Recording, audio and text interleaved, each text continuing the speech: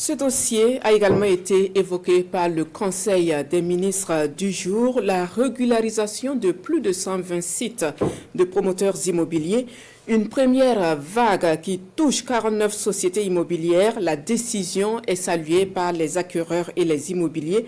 Notre rédaction revient ce soir sur le processus et les critères qui ont guidé donc le choix des sites retenus. Bernard Kombelem, Tanga Kafando, reportage.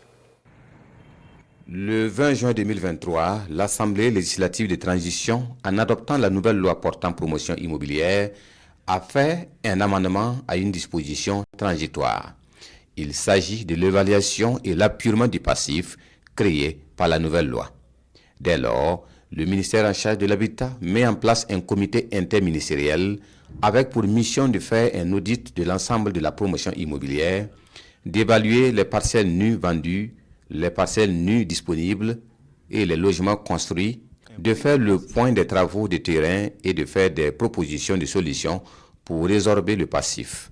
On a eu comme principe qui a guidé ces travaux le principe d'équité qui vise à préserver les intérêts de chaque partie, la sécurisation des biens immobiliers des acquéreurs, penser à l'environnement favorable qu'on crée avec cette résolution pour l'activité des promoteurs immobiliers et pour l'État de remplir sa part dans le contrat social qui le lie à la population.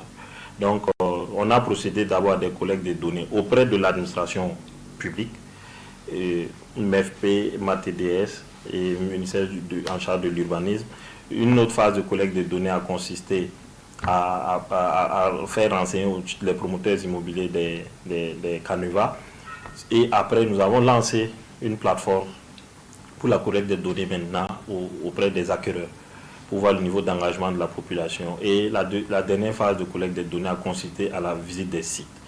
Une fois qu'on a collecté ces données, on a analysé toutes ces données recueillies et nous avions, à travers une grille d'analyse qui comporte toutes les phases d'élaboration du projet immobilier édictées sous l'ancienne loi, des autorisations administratives jusqu'au niveau de la mise en œuvre terrain. Le travail du comité a permis de faire l'analyse des sites et de retenir une première vague à partir des critères bien déterminés. Il y a d'abord eu ce qu'on a qualifié de critères absolus, issus des dispositions réglementaires, notamment l'article 103 de la nouvelle loi portant promotion immobilière, qui dispose dans son interprétation, les projets qui ont dépassé les phases d'autorisation dossier de TF sont d'office régularisables.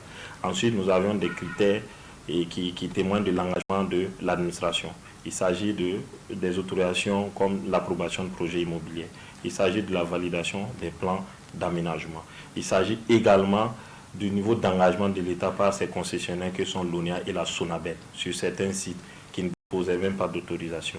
Et un autre critère porte sur l'engagement des promoteurs, sur la réalisation de la viabilisation, qui porte sur la réalisation des voiries et la connexion justement au réseau ONIA et SONABEL, les voiries y compris les caniveaux. Et pour terminer maintenant, un critère fondamental, c'est un critère sur la commercialisation et la réalisation des logements, c'est-à-dire c'est un critère qui prend en charge la dimension sociale. Au résultat, 127 sites de 49 promoteurs immobiliers ont été retenus pour la première phase de régularisation. Le président du comité salue la collaboration des différentes entités dans le renseignement de la plateforme et l'abnégation des membres du comité et des techniciens du ministère qui ont travaillé à l'aboutissement de l'opération.